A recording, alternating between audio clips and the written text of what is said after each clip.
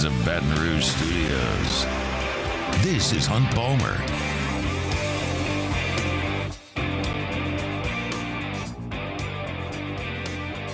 Welcome in. Hunt Palmer coming to you from Mercedes-Benz of Baton Rouge Studio downtown in the capital city on this Monday. Got Casey Gaines and Jacob Beck back there on the ones and twos. Good to be back in action. Stepped away there on Friday. Appreciate Taylor for piloting the ship here as I got out and played a little bit of golf. Won some cash on the golf course. Immediately donated it right back at the blackjack table, but that was inevitable. But had a good time. Good off weekend. Hope your weekends were good as well. And now you sit back down and it's Bama week.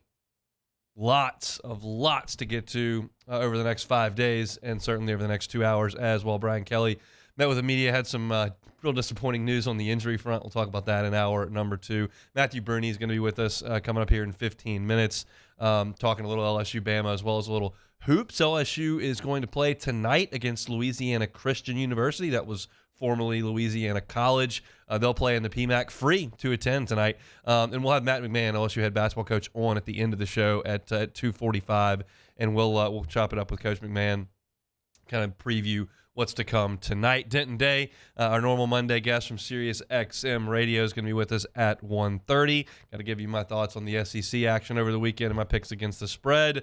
The Bengals are off and running, so plenty to get to here on this Monday. But we will start with the New Orleans Saints, as the Saints got a nice road win yesterday against Indianapolis. I picked them to lose back on Thursday. I just have lost my trust in this team and did not have any anticipation that they would play great offensively, and they did play pretty damn good on offense, and the defense certainly did enough to get the Saints home, so they even their record at 4-4. I thought it was a really nice win from a performance stand. I don't think Indianapolis is great, and certainly Richardson's out, and they've got Minshew. Not a great team, but it's a road game in the NFL, and the Saints went on the road and played well. 511 yards of offense for the Saints, 350 passing yards, and 161 on the ground. The Saints averaged 4.5 yards per carry. They ran for 10 first downs and threw for 12. They were balanced from that perspective. They were 6 out of 12 on third down for 50%. And I thought they were good in the red zone, and I thought that started with something that I've kind of been banging the table on. Let Taysom Hill play in the red zone. Derek Carr stinks in the red zone. We've seen that in Oakland. We've seen that in Las Vegas. We've seen it in New Orleans. Taysom Hill, really good in the red zone. And Taysom Hill was good in the red zone in this game. They showed the ability to run power, showed some different formations, getting defensive linemen in the backfield, running the football a little bit.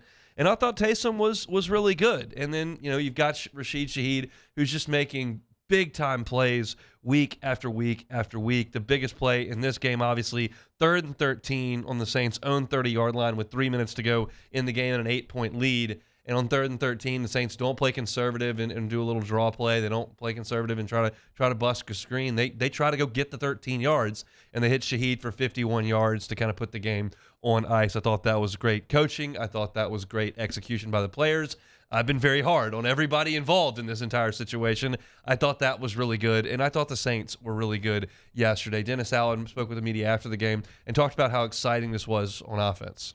Real excited, real happy about it. I've been saying, that I felt like we were close and we were doing some good things. I think it's the 3rd time since 2018 that Saints offense has had 3 games of over 400 yards, So there's been good things that we've done. We just hadn't been able to capitalize on all those things. Obviously, we were much better in the red zone, in this game. And that, when you're scoring touchdowns in the red area instead of kicking field goals, that usually puts your points up there a lot more. So I thought we had some good explosive plays. I thought we ran the ball effectively. So there was a lot of things to like with what we did offensively. And yet I think there were still some plays out there. So, there's always things that you can get better at.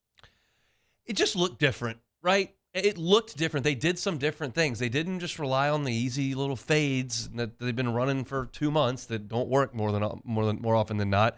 They did some things different. They did some things formationally. They obviously did things with personnel in terms of Taysom Hill, and it was just far more effective. I thought that the Saints were basically in an offensive rhythm the entirety of the game. You scored 21 points in the first half. You scored 17 points in the second half. There was never a significant lull, I didn't think. And then you leaned on your defense at the end, and they did enough to get you some stops. It was great from my perspective to see Isaiah Foskey get back there and make a play. Obviously, that play got overturned, but it was an incomplete pass. But he's back there, making some things happen. When Granderson goes out of the game, that's a big blow because he's been maybe the best defensive player for the Saints this year. I mean, DeMario's been very, very good when he's out there, and I think. For me, I think Granderson's probably been your best defender, and when he goes down, you got to have some guys step up, and I thought Foskey did a pretty good job. Look, again, like I said at the top here, like Gardner Minshew and the Indianapolis Colts are not a great football team. That's not anybody's contention here. They're 1-4 at home at this point, and they're 3-5 on the season. But they did play very well offensively last week. They're a really good running football team with Jonathan Taylor and Zach Moss. And I thought the Saints did a really good job after the first quarter on Jonathan Taylor. He had 8 rushing yards after the first quarter. And Moss never got really cooking either. I mean, he had the one long one, 41 yards, and Taylor had a long one for 42. So you'd like to clean up that side of things. But for the most part, the Colts, who are one of the better running teams in the NFL, didn't do much running the football. And that's a really good place to start. And then you can pin it on Gardner Minshew, and he's pretty average dude. That's an average dude, probably a little below average. Minshew finished the game 23 of 41 for 213 yards, 2 touchdowns, and a pick. Dennis Allen said today when he met with the media, which was like 20 minutes ago, that he thought Paulson Adebo played his best game of the season in this game. And look, for me, this is a nice win. Does it change everything that I've been saying for 3 weeks? My feelings on it? No. Do I love Derek Carr? No. Do I think Dennis Allen's doing an awesome job? No. Do I think Pete Carmichael's doing a great job? No. I almost, I don't even have much emotional investment in the Saints winning or losing. I would prefer if they win, but it's nowhere near how I feel like when LSU's playing or whatever. When they had been establishing a solid running game, the Saints had, and they got Taysom Hill dropping back, trying to throw 50-yard bombs to Rashid Shaheed, I wanted to break my control, like my remote control. Pete, you're running the football. Give the ball to Alvin Kamara and hammer it away. Don't have Taysom Hill chucking up ducks, which they did, and it looked like it was intercepted, but it was simultaneous possession, and actually the play worked, but it just was like, don't do that. I still don't love that either. And I don't love like kind of the full-scale direction of this organization. I don't. But the things that we knew in August are still true as we're about to turn to November. This division still stinks. Atlanta's 4-4. They have no idea what they're doing at quarterback. The Bucs are 3-4. They're not any good. Carolina got a win on Sunday, but they're still a 1-6 football team that stinks. And so here you look up, and the Saints are 4-4. And is it the most beautiful work of art you've ever seen through 8 weeks of football? No, it's far from that. But the exact same thing we talked about in August is still true. You got a bad division. You're a pretty average football team. And we'll see if you can come out on the right end of enough one-score games to get into a playoff situation. I'll need to see this offense continue to look like that 3, 4, 5 weeks in a row before I'm ready to say, okay, they may have found something. But for Sunday, job well done. You go on the road to Indianapolis, take on a team with a backup quarterback, and you do enough to get things done. I was most encouraged by the fact that it just looked different. They did some different things. They didn't continue to lean on the same garbage in the red zone that they've been throwing out there for 8 games. They changed some things up. They used Taysom Hill more often. They scrapped the fades, and they were more effective. And I think that's something they really, really need to look into. You've got this weapon that no one else in the league has in Taysom Hill. Go ahead and use him. And they ran him 9 times in the game. He did throw the 2 passes. He had 2 rushing touchdowns. That's effective. Use it until somebody stops it. Do that until somebody stops it. So now the Saints look forward to a home game against the Chicago Bears. I will tell y'all, I listened to a little Bears recap podcast this morning from the Barstool guys, who I follow for their Cub stuff.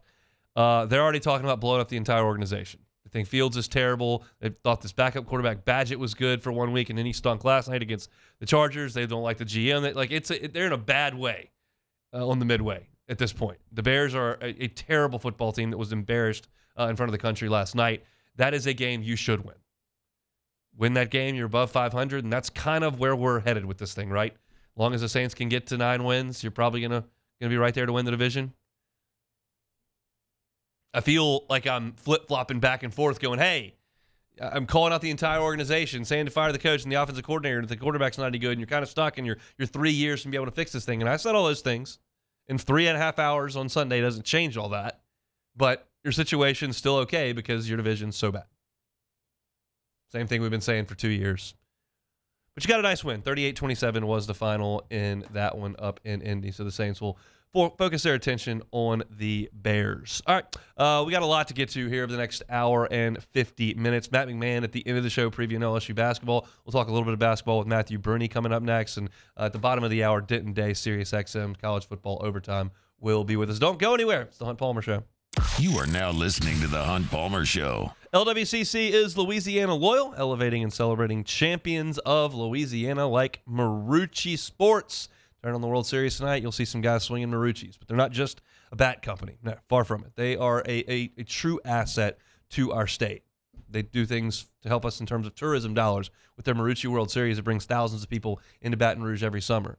They're doing great things in terms of luring talent into our state to work in their baseball performance lab. They're keeping top talent right here in our state. That's what makes Marucci a champion of Louisiana. If you're watching on YouTube here, you see my guy Anthony Rizzo swinging the lumber. He's been a Marucci guy for years, back when he was winning World Series with the Cubbies. Marucci Sports is a champion of Louisiana. LWCC is Louisiana loyal. In times of need, get a full list of phone numbers, websites, and other important emergency information on the Demco Stormwatch page at 1045ESPN.com. Bayou Chrysler Dodge Jeep Ram is celebrating Ram Power Days with $15,000 off MSRP on new 23 1500 trucks, $15,000 off, and a 1 million mile warranty. Plus, we'll pay your trade-off regardless of what you owe. The crew at Bayou Automotive is going to do right by you. Scooncha, fall in the air. Fall is right around the corner, which means fall fishing is, which means it's time for you to take your boat to the next level with front-to-back boat service in a bunch of different ways. You want a custom stair job, you can have a ton of fun out there in the water, they can do that. What about a spot lock trolling motor, so you stay right where you need to in casting lines, or sonar that's let you see the fish under the water before you cast? All of your maintenance needs as well. For 38 years, they've been at it and will continue to do so. The Sherman family of front-to-back boat service. His name was King. He had a horse along the countryside. I saw him ride. One day they found him. The world's leaders in obesity research, obesity medicine, and obesity science are right here. We're doing something that no one's ever done, or trying to answer a question that no one's ever asked before. Pennington is a real jewel when it comes to research. We are finding the solutions to the world's worst chronic disease, which is obesity. Louisiana needs Pennington Biomedical.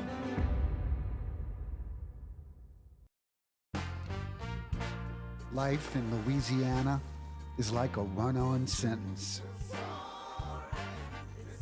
A poem that doesn't rhyme. Life is here, now. For life's moments, big and small, always there. The right card, the right care. Gulf Coast Office Products is a nationally recognized Savin office equipment dealer based right here in Louisiana. Over 100 employees strong, Gulf Coast has the boots on the ground to support all vertical markets, from education, engineering, legal, and finance. With the latest in office technology, from desktop to production segment units, Gulf Coast and Savin have the perfect fit for you. Call 225-756-2644. That's 756-2644 for Gulf Coast Office Products. I've been doing business with Luba for 25 years. They're dependable, trustworthy. It's just the attention to detail with our clients. Our folks have years and years of experience. They're highly trained professionals, but many companies have that asset. What I'd like to think makes Luba a bit different is that we use those talents in a way that truly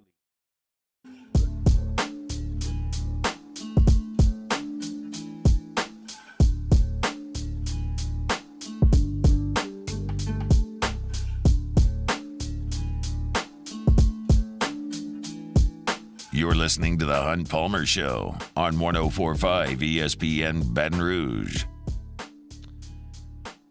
Hope your work week's off to a good start. Thanks for spending some time with us on this Monday. Moving right along Denton Days with us in 15 minutes talking college football. But we head out to the Jim's Firearms Hotline now. Chat with our guy Matthew Bruni from the Bengal Tiger, part of the On3 Network. Matthew, how are you, sir? Hey, Hunt, I'm doing well. Obviously, had BK earlier, and now just getting ready for some more content, more basketball, more football. Everything's going well. Yeah, we'll talk a little basketball here at the end as LSU plays Louisiana Christian. I want to say Louisiana College. That's what it was. Louisiana Christian this evening in the PMAC. Free admission for those that want to go check it out. But Matthew, can you play cornerback? It doesn't appear that LSU has any left. Yeah, I was a cornerback back when I was like 11 years old. Perfect. So that's enough experience. I think I fit the bill. So we look at this. Brian Kelly confirmed today as Alexander is out. Denver Harris and Deuce Chestnut unavailable, whatever they're doing. So what does that look like for LSU in terms of the corners that they'll have out there against the Tide on Saturday night? Yeah, it very much opposite of Sage Ryan. It'll be either Ashton Stamps, who has actually been nursing an injury as well over the past couple of weeks, but he's practicing and available. I think between Stamps and then you have LaTerrence Welsh, sophomore, that has, shown some flashes, got a lot of run against Ole Miss. Jeremiah Hughes, true freshman out of Bishop Gorman in Las Vegas, and then Javian Toviano, true freshman, who is kind of a hybrid safety, nickel, corner type guy. So those are their options. None of them have real, obviously, SEC experience that you can rely on in a game like this, but they're going to try to piece it together and go from there. Do you think that group has a chance to hold up against Alabama? It depends what how you define hold up. I don't love them in one-on-one situations. I think even though Alabama's receiver room is not as dynamic as it was, obviously, when you had the Jalen Waddle and all those guys, those teams in 2019, 2020, it's still, I think, better than what it was last year with Burton and those guys. So I think they do have big playability. Jalen Milroe has shown the ability to take shots, and I think he's gotten a lot more comfortable as the year's gone on. So I expect Alabama to have success in the passing game. The question is, will they get those easy 50-yard completions? Will they get easy touchdowns? And that's where, if you're a defense, if you're LSU, you hope to at least get them in the red zone, maybe hold them to 3 on a couple of occasions. Makai Wingo, we learned, is going to be out likely for the season, had surgery. Makai says he'll be back for the playoffs, is what he just tweeted out, but they won't have him on Saturday night. How big a loss is that? It's significant. I mean, obviously he's their best defensive lineman. He's one of the best defensive linemen in the SEC. I do think if you go back and watch the Auburn game, I think throughout this season, honestly, he's been really not 100%. And as a result, I think that this has not only been something that's been lingering, but something that's probably been getting worse for Wingo. So he's had surgery on it, out at least 6 weeks. Like you said, he's hopeful to get back to the playoffs. So we'll see if they can get there for him. But yeah, just a really unfortunate situation for a really good guy. How would you characterize Jalen Milroe's play this year? Improved, I'd say. The first thing that stands out when you watch him this year compared to last year is I think his feet are a lot better, and that's not even me, trying to be like a quarterback guru. I think he just looks a lot more calm in the pocket. He knows what he's looking for, and honestly, he doesn't run the ball off of scramble situations nearly as much as he did last year, nearly as much as we expected him to. So he's throwing it. He's got the arm. We know he has the strength to let it fly, and I've been impressed with his intermediate to deep throwing. Obviously, the short stuff, his overall accuracy is a question mark. He's not a great quarterback by any means, but he certainly has improved drastically over the past 6-7 weeks. Let's flip the LSU offense against the Alabama defense. LSU's basically just gone up and down the field on everybody they played outside of one half against Florida State. Do you anticipate more of the same on Saturday? I think it's a fascinating matchup because this Alabama defense, when you watch the tape, it really looks like a defense that has a litany of 5-star guys on it with the speed, the size, and everything. They check all the boxes. I mean, I put them right there with Georgia in terms of best defense in the SEC. I think they're that level of good. And because of that, I think it's going to create maybe a couple issues. But I think the one area, after kind of writing about it and everything, the one area I'm maybe concerned about for LSU is the run game, as far as the traditional run game with Logan Diggs. If you look at what Alabama's done throughout the year in the SEC, they've really quieted the run games of basically everybody they've played, holding them to basically under 3 yards per carry. So that's the one area I'm concerned about. I think Jaden Daniels will get his. I think Malik Neighbors will get his. I think the pass game will be fine. But can you get those hard yards between the B gap? Like, that's going to be a big thing for me. Alabama has had a lot of star power on offense and on defense during the Saban era. I guess Kool-Aid McKinstry is potentially a star, maybe Dallas Turner. But does this unit kind of seem to be lacking in star power as far as the defense goes? It might be a little young, I guess, outside of, like you said, Dallas Turner at defensive end has, 8 sacks on the year already. He's a monster. Caleb Downs, a true freshman at safety, was the number 5 player in the country in the 2023 class. So he's certainly talented. He leads them in tackles, actually. I mean, he's a really good player, but, kind of young. Somebody who will definitely be a highly sought-after draft pick in a few years. But him, Terrion Arnold, also sophomore, freshman All-American last year at the defensive back spot. Then you have, on the defensive line, you probably have a couple guys that'll go draft as well. Jaheim Otis at nose tackle. I forget the name of, it's Justin Abogi, I think it is. Number 92 for them is really good. So I think there's more than enough talent. Just some of it's kind of young, so I feel like people haven't really heard of it yet. Does LSU need this to turn into a track meet on Saturday? Yes, I think. I didn't want to say yes that quickly because I just hesitant to obviously say that the defense will have no success. But yeah, I think the offense is going to have to get in the high 30s, probably the 40s to win the game. I don't know. The over-under in Vegas right now I think is 60, and 42-28 is 60 or 70. So I'm looking at it, even if it's a slower paced game, I think the offenses will have enough explosive plays to open it up. It should be interesting. Matthew Bruni's our guest, part of the Bengal Tiger over on 3. He, Billy Embody, and Shea Dixon do an awesome job. How do you expect LSU's offensive line to hold up in this game? I think that's probably the spot where if the offensive line, to me, plays really well, I think LSU's got a chance to win. I think they'll score a bunch. If that falters, I think they could be in trouble. Yeah, I agree. That kind of goes back to my running game points, where if they can get those, 3rd and 2s, 3rd and 1s on the ground, that makes life a lot easier for them. And if, like we said, Will Campbell is really good. The guards have been really good. Emory Jones at right tackle, coming off an injury, has been playing against Army. He's practicing and ready to go.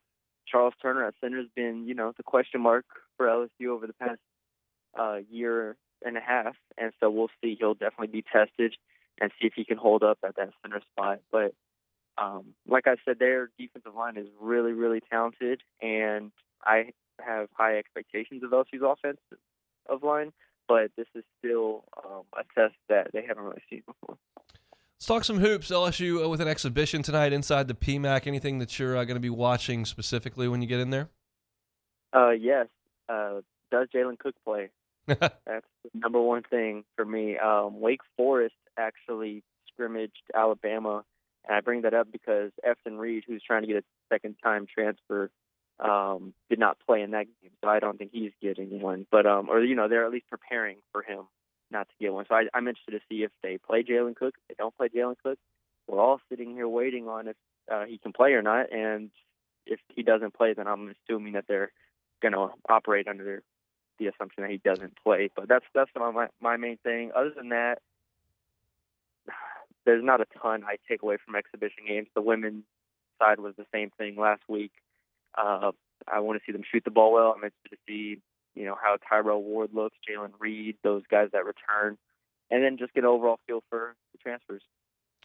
Yep, Matt McMahon going to be with me at 2:45 this afternoon. I'll ask him if Jalen Cook's going to play, and we'll see if we can get an answer on that. But enjoy the time in the PMAC and the football this weekend. Thanks, Matthew. Thanks, Hunt. He is Matthew Burney, part of the Bengal Tiger over there on 3. I'm going to be watching for the exhibition night, which, by the way, if you would like to go watch the basketball team play, it's free of charge tonight inside the PMAC at CLSU and Louisiana Christian this evening. If you don't want to go, but you'd like to maybe keep an eye on it, it is going to be streaming on ESPN Plus. Chris Blair and John Brady will be on the call, so there is basketball available to you this evening if that's something you're into. I'm going to be watching to see what they do at point guard. I'm going to assume that Jalen Cook's not going to play. Again, I'll ask Coach McMahon here coming up in an hour and 20 minutes, but I want to see who's handling the ball. Is it Trey Hannibal doing that? Is Carlos Stewart doing most of the ball handling? Do they want Jordan Wright to handle the ball, even though he's kind of a tweener, more of a wing than a point guard, but he is a fifth-year player? Like, I'm just curious to see who handles the ball. I think that LSU's got some guys who can score. I think they've got some size. I think they've got some athleticism. There are a lot of things that this team does have, but Jalen Cook's kind of the one true point guard on the roster. So without him, we'll see kind of what things look like. But I know most of you locked in on football this week, so we'll keep the discussion triggered toward that way with football. Denton Day is going to join us when we come back and talk about the weekend that was around the country in college football. Don't go anywhere. It's the Hunt Palmer Show. The Hunt Palmer Show. Score early this NFL season with FanDuel, America's #1 sportsbook. Right now, new customers get $150 in bonus bets with any winning $5 money line bet. That's $150 if your team wins. You've been thinking about joining FanDuel? There's no better time to get in on the action. The app's easy to use. Wide range of betting options, including spreads, player props, over-unders, and more. So visit FanDuel.com/1045ESPN to kick off the NFL season. FanDuel, official partner of the NFL. Must be 21 and present in Louisiana. First online real money wager only. $5 pregame money line wager required. First online real money wager only. $10 first deposit required. Bonus issues and eligible bonus bet that expires 7 days after receipt. See terms at sportsbook.fanduel.com. If you or someone knows giving problem wants help, call 1-877-770-STOP. Our listeners fire off their opinions on the jimsfirearms.net hotline at 499-1045. Keep listening for your next chance to shoot us your thoughts with the jimsfirearms.net hotline on 1045 ESPN Baton Rouge. Follow us on Twitter at 1045ESPN to cast your vote in the Citizens Bank and Trust poll of the day. Vote daily inside Off the Bench, live at lunch, Hunt Palmer. And after further review, Citizens Bank and Trust brings you the poll of the day via Twitter at 1045ESPN. There it is, the extra mile, on the border of expected and extraordinary for those willing to go further, like vans customized for work or play, with safety and tech to keep you connected, supported by a 5-star sales, service, and finance team, and backed by the 1-star you know. So go the extra mile. It's never crowded, because so few have what it takes to go there. Mercedes-Benz Vans.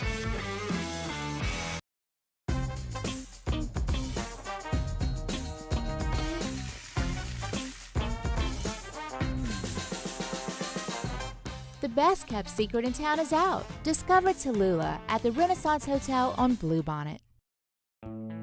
The importance of doing this fortified program and offering it to people down here is, number one, the only real chance you're going to get to do this is when you put on a new roof or build new. And through companies like HUDCO, who's kind of leading the way in this thing, it's going to offer the customers a huge advantage in the insurance market and the price of their insurance. You know, we're not looking to make a fortune off fortifying. We're trying to give you a better product than our competitor at the moment. I'm trying to do something that he can. I'm trying to give you something better. So a lot of these insurance jobs, you're getting a re-roof, you're only paying your deductible. Let's sit down and talk about the fortified and let's see what it does to your insurance premium. You're getting a steal. Yeah. You're getting a brand new roof and a fortified certificate for your deductible, essentially. I think we're rocking and rolling.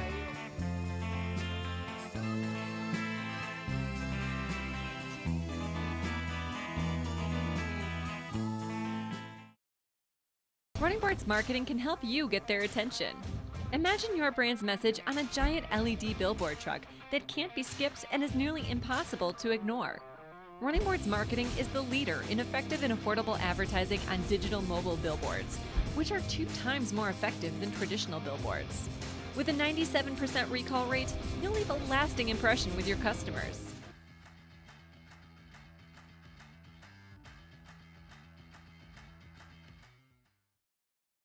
Scooncha fall in the air. Fall is right around the corner, which means fall fishing is, which means it's time for you to take your boat to the next level with front-to-back boat service in a bunch of different ways. You want a custom stair job, you can have a ton of fun out there on the water.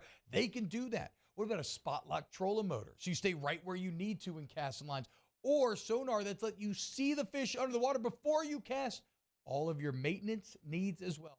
On Tuesdays, OTB, Bama Hate Week marches right along, and we start to break down the biggest matchups that will determine the Battle of T-Town. Plus, did the Pels get it done in the blender? Off the bench, 7 to 10 a.m., 104.5 ESPN.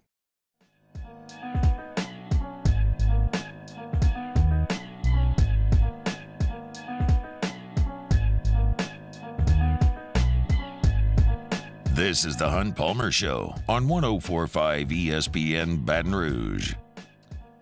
Right back out to the Jim's Firearms Hotline. That's where we find our guy Denton Day, Sirius XM College Football Overtime, 11 to 1 Central every single Saturday night. Joins us every single Monday afternoon. Denton, thanks for the time. How are you?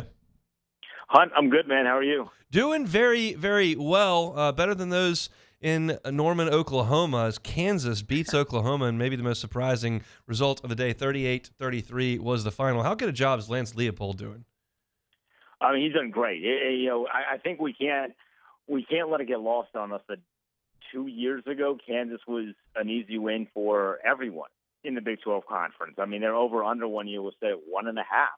That's a Power 5 program with a 1.5 win total, and the fact that they now just not only beat Oklahoma, they're bowl eligible, and it's not even November yet. I mean, the job he's done is incredibly impressive. You know, I know he's not going to be there forever. Someone else is going to come calling with a big paycheck, but man, I hope those people in Lawrence, Kansas love him while he's there. Doing an awesome job. What does that loss mean for Oklahoma? I don't think it means a ton. I mean, I think it ruins their quest for perfection, but I still think there is a pathway to get to where they want to get to. I think they're still very much in the driver's seat for the Big 12 Conference. And look, if you are a one-loss Big 12 champ and you have at least one win, potentially 2 wins against Texas, if we still end up getting that rematch, I think you're still in a position where you have a pretty good argument for the college football playoff. The only thing it does do is kind of take a little bit of the control out of their hands. Because if you're unbeaten, you're getting in there for sure. So it takes a little bit of control out of their hand, but there's still very much, a lot of season left. There's still very much a pathway for them to get to where they want to get to. Quietly, Georgia's rolling up a bunch of points offensively. Carson Beck's throwing for a bunch of yards, 315 and 2 scores against Florida on Saturday. How good is Georgia? They're good. They're really starting to hit their stride offensively. Ironically, it comes when they lose their best player, not just on offense, but on the entire team in Brock Bowers. But they're playing really good football. I thought this weekend was it was a prove-it game. It feels like Georgia's had a lot of prove-it games for the two-time defending national champs that's on a 25-game win streak, but that's just what they are because they're so different from what we've seen them over the course of the beginning stages of that win streak, right? But I thought they looked really, really good, and I'm excited for this matchup with them this weekend. I think you might get a little more of the same when it comes to what we saw this weekend. Yeah, it was a dominant performance by the Georgia Bulldogs. Ohio State goes to Camp Randall, and they win 24-10. What do you make of the Buckeyes at this point as they sit there at 8-0? I mean, God bless the defensive coordinator that is going to attempt to stop Marvin Harrison Jr. Yeah. You just can't do it. Kyle McCord is not the best quarterback Ohio State has ever had, certainly, but Marvin Harrison Jr. might be the best playmaker they've had, if not ever, in a very, very long time. He's an unstoppable force. I think they're going to go as far as he carries them. And Tragon Henderson, not too bad himself. I mean, he nearly had 200 yards this weekend. So I think offensively they're starting to come into their own a little bit, and I'm looking at Ohio State. As much as I want to bash them for being a team that I don't think can win a national championship, all I've seen them do is win in various different ways. I think they're going to be a tough outcome come late November, December. Tennessee goes to Lexington, and they do what they usually do when they go to Lexington. They win. Kentucky's won that game 3 times since 1985, I believe. This is kind of a big picture question, but what do you think Mark Stoops' future is? It seems like he's bumped his head on the ceiling in Lexington. Do you just want to stay there and go 8-4 every year? Do you want to try to do something else? Does the bottom fall out? What do you think is Mark Stoops' future at Kentucky? I don't think the bottom's going to fall out for at least a couple more years. And I think if I'm Stoops, Kentucky is a great job. Yeah. Because you can go 8 wins and you can still get paid a lot of money, right? So from the human element, I don't know if I would leave that job because of that, but I know when you're dealing with a competitor, which Mark Stoops is, there is always the the quest to go and get more to try our hand and maybe a bigger program. I think if a bigger program comes around at the right price, you could sway them away. But going 8-4 every single year and getting 8, 9, potentially more millions of dollars per season as college football shifts and the landscape changes, it's not a bad gig. It is not, and now that they're 5-3, they can hear those basketballs bouncing in Rupp Arena in Lexington, and I think they will tune out on the football squad. UCLA beats Colorado 28-16. That drops Colorado to 1-4 in Pac-12 play. They were the toast of America for 2 weeks, and now not so much. What do you think about the way season one has gone for Deion? I mean, it's still a success because they've quadrupled the amount of wins they had last year. Anybody that thought they were going to be a national championship contender was a little ahead of their skis. I love Deion the same way that everybody else loves Deion. He's a polarizing figure. I get it. This was what we expected from a team like Colorado. If they get to bowl eligibility, this season is the ultimate success. They're only going to get better from here because there's going to be so many young players that want to go play for Deion Sanders, and I can't blame them. If my choices were between Deion Sanders and not everybody else, but just about everybody else in college football, he's a pretty easy selection to go with. I think they're going to evolve as the seasons prolong with Deion, but what we're seeing right now is pretty much what we expected. They just had a very fast start. They sure did, and it's been a little bumpy since then. All right, let's fast forward to the slate that's coming up, some really interesting games. I am totally fascinated with Ole Miss hosting Texas A&M. These two coaches despise each other, and it feels like a big game for both programs. How do you think it goes in Oxford? I think Ole Miss gets this one. Ole Miss is they're not playing, maybe spoiler isn't the right word, but I mean, from where I stand, I would love to see your guys LSU in the SEC championship game. If they take care of business this weekend, you would feel like they'd have the edge, but Ole Miss just won't go away. We need them to get a couple of losses if we want to see the Tigers take on Georgia, because the clash of those styles, I think, would be phenomenal. But Ole Miss just doesn't stop. They just don't stop winning, and they're doing it in different ways. I don't think Texas A&M really stands a puncher's chance here, to be completely honest. I know Ole Miss is only a 3-point favorite. I think that line should be a little bigger than it is, but I like Ole Miss in this one. Missouri has played very, very well. Their only loss on the season, a thriller against LSU. They're headed to Athens, Georgia, and you said you kind of felt like this would go a certain way, but I'll give you the floor here. Do you think Missouri can stay in it? I hope they can, but it just feels a little too similar to what we felt a couple weeks ago with Ohio State and Penn State, where everything on paper suggests this is the year that the plucky underdog takes down Goliath, right? But I just don't know if this is going to be how that turns out. Now, I will say the offense that Missouri has built is one that I don't think Georgia has seen in quite some time, certainly not out of the SEC East. So I do think there is a potential, maybe the best potential of anybody for Missouri to get the job done. It's just one of those things where Georgia has earned the right for me to say I will believe it when I see it. Michael Penix, kind of a clunker 2 weeks ago, was really good in the game against Stanford on Saturday, and now he gets to feast on this USC defense that can't stop anybody, including Cal, apparently. So Washington's headed to the Coliseum in Los Angeles. Is this a Heisman possibility situation for Michael Penix? So right now, Michael Penix is thrown for 24 touchdowns. I think he gets to 30 by the end of the weekend. I mean, this should be your stand on the top rope, hold the championship, and say this is why the Heisman Trophy is coming to me. I think he is going to dissect this USC defense. If they can't hang with Cal, there is no reason why Michael Penix shouldn't come in here and blow their doors off. That's what I'm thinking. I was sitting in a sports book on Saturday watching that USC defense going, this is just brutal to watch. It's just absolutely awful. All right, the big one down here in the South, Bryant-Denny Stadium in Tuscaloosa, LSU headed to Alabama. We found out today that Brian Kelly said that two cornerbacks that have been unavailable, quote-unquote, are still unavailable, plus Alexander, who's been their number one corner, is unavailable. He's going to be out probably for the year. Mekhi Wingo, LSU's best defensive lineman, just had surgery. He's not playing either. It's a limited LSU defense at this point, but they weren't great in the first place. So do you give LSU any chance to go to Tuscaloosa and win? Absolutely, because the limited LSU defense going off against a really limited Alabama offense. As long as you're not giving up, 50-yard bombs down the field, I think there's very much a good chance the Tigers stay in this one. We've seen with Alabama, it feels like when they play good teams, they play one really good half and one not-so-good half. If LSU can take advantage of that not-so-good half, which usually is in the first half, and they can build a lead where Alabama's forced to throw the ball for the entirety of the second half, I think that favors LSU, and it just so happens, as you know very well, this LSU offense is really good at explosive plays and taking advantage of defensive weaknesses. I think Jaden Daniels it's Michael Penix and Jaden Daniels. Those have been the two best quarterbacks in college football. I know J.J. McCarthy had the Heisman odds favorite this week. I don't really buy that. I think it's Penix and Daniels. I'm expecting a huge performance from Jaden Daniels. I hope it ends up being a close one, but I definitely think LSU can pull this one off.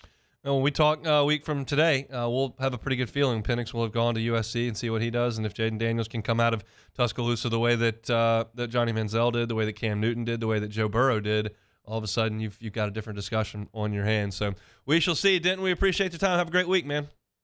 I appreciate it, man. Thank you. He is Denton Day, Sirius XM College Football Overtime, 11 to 1 every single Saturday on our time. He's on the East Coast, so it's I guess midnight to 1 a.m., midnight to 2. Either way, it's late, and he's on. And I respect the hustle. I'll be on the air late on Saturday as well. It's a really, really good slate of college football games. We didn't even talk about Kansas State at Texas. That'll be the big noon kickoff. I mentioned I'm so fascinated by A&M at Ole Miss. We didn't talk about Notre Dame and Clemson, which is a game that probably had a little bit more juice a month ago than it does now. Notre Dame's dropped a couple of games, and Clemson sits here at 4-4 at this point, so not quite as much juice as we usually see. We'll see if Missouri can go to Athens and win a 2:30 game. I think that one's fascinating. Bedlam for the last time in the Big 12 coming up this weekend, which is a great one. I mentioned the Washington and USC game, which ought to have a bunch of fireworks, and we're all pointing things toward LSU and Alabama, which is a 6:45 local time kickoff in Bryant-Denny. We got a lot of time to talk about that one. I will in hour number 2. When we come back after this timeout, I do want to talk about some of the things that I saw in the NFL yesterday, so we'll do that next. You are now listening to the Hunt Palmer Show. Jersey Mike's late lunch. Get on by and see our friends on Highway 30 in Gonzales near that new Heritage Shopping Center. Get the original Italian. It's got ham, prosciutto, capicola, salami, pepperoni, all with that provolone cheese. Fantastic cold subs, and they got great hot ones as well. Cheesesteak, I love the Bacon Ranch chicken cheesesteak. You order, they put it right there on the griddle, melt that cheese over it. It is fantastic. And we always remind you that Jersey Mike's has great catering options as well. They can do individually boxed lunches. They can do a sub box that's got 12 subs wrapped in a single box if you're feeding the office or having a tailgate party, just feeding folks in bulk. Jersey Mike's can help you out with that. 20% off for listeners of the Hunt Palmer Show if you go and get your catering order at the location on Highway 30 in Gonzales near the new Heritage Shopping Center. Download the app. You can find them on DoorDash as well. Jersey Mike's, a sub above. In times of need, get a full list of phone numbers, websites, and other important emergency information on the Demco Stormwatch page at 1045ESPN.com. Bayou Ford is taking $10,000 off MSRP on select new 23 Ford F-150 trucks. And all new Bayou Ford vehicles come with a 1 million mile warranty. The crew at Bayou Ford is going to do right by you. His name was Cain. He had a horse along the countryside. I saw him ride. One day they found him. Gulf Coast Bank and Trust is giving our customers the power to bank anywhere, anytime during this challenging event. And we're right there with you. Our mobile banking app is a smart way to manage your money and time. Gulf Coast Bank and Trust, the bank that cares about you. Bayou Ford is taking $10,000 off MSRP on select new 23 Ford F-150 trucks. And all new Bayou Ford vehicles come with a 1 million mile warranty. The crew at Bayou Ford is going to do right by you. It was a humid day, barefoot children play, looking for that summer shade. Time just slips away. Oh, Louisiana, some kind of hold on me. Like cypress stumps, your roots are planted deep inside of me. Gulf Coast Office Products is a nationally recognized Savin office equipment dealer based right here in Louisiana. Over 100 employees strong, Gulf Coast has the boots on the ground to support all vertical markets, from education, engineering, legal, and finance. With the latest in office technology, from desktop to production segment units, Gulf Coast and Savin have the perfect fit for you. Call 225-756-2644. That's 756-2644 for Gulf Coast Office Products. I've been doing business with Luba for 25 years. They're dependable, trustworthy. It's just the attention to detail with our clients. Our folks have years and years of experience. They're highly trained professionals. But many companies have that asset.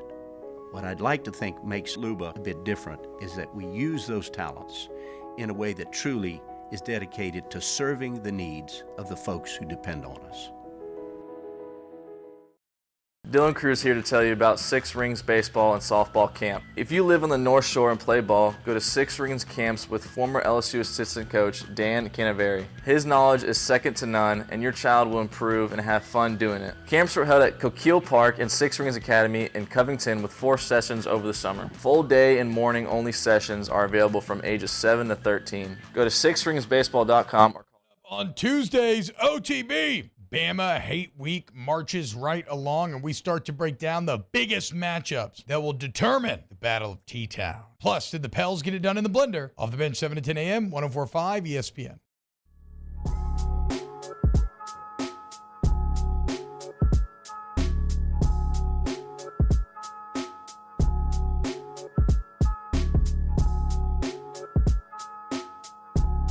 You're listening to The Hunt Palmer Show on 104.5 ESPN Baton Rouge.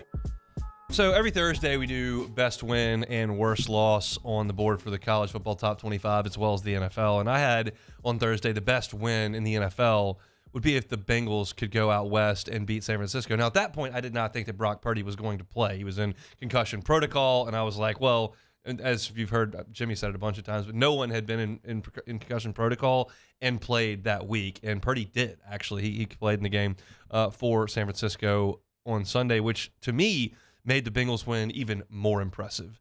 We are seeing basically deja vu from last year with the Cincinnati Bengals at this point.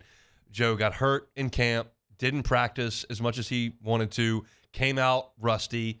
Last year, they played really, really poorly against Cleveland, played really, really poorly against Dallas. It was just an ugly go, and then they hit stride, and then they just started cooking. And this Bengals team is doing basically the exact same thing. They came out of the chute against Cleveland and got smoked 24-3. They lost a tight game to the Ravens, and they went to Nashville and played the Titans, and they didn't score a touchdown in that game either. They lost 27-3. But since then, the Bengals have started to roll. They beat the Cardinals 34-20. They beat the Seahawks 17-13, and they took it to San Francisco yesterday. And it seems like they're quote-unquote back. I mean, is there a more tired expression in sports than X team is back? But the Bengals, to me, look back. And if you watch that game yesterday, and look, that's a good San Francisco team, and the Bengals just destroyed them. And Joe was finding Jamar early and often. They do an exceptional job of getting Jamar Chase involved in the game. He had 10 catches in this game. He took a handoff at one point. Like, they're going to get Jamar Chase touches. That's just a non-negotiable on this team, and that's so awesome because how often do you find really explosive playmakers that just don't get the ball very often? That's never the case with Jamar Chase. He had 10 catches against San Francisco. He had 6 more last week. He had 15 catches against Arizona. He had 12 catches against the Rams earlier this year. Like, they line up in the slot. They line him up next to Joe in the backfield. Like, they're going to make sure that Jamar Chase gets his hands on the ball, and that is a pretty good plan, as we've seen around here for the last, 6 years now. We've watched Jamar Chase and Joe Burrow just absolutely go to work. And so if you're watching the Bengals early in the season, you saw that Joe was just so compromised. They were getting the ball out immediately. He couldn't really move. And now they've come off the bye week. Like, he looks like himself. They were calling some design quarterback runs.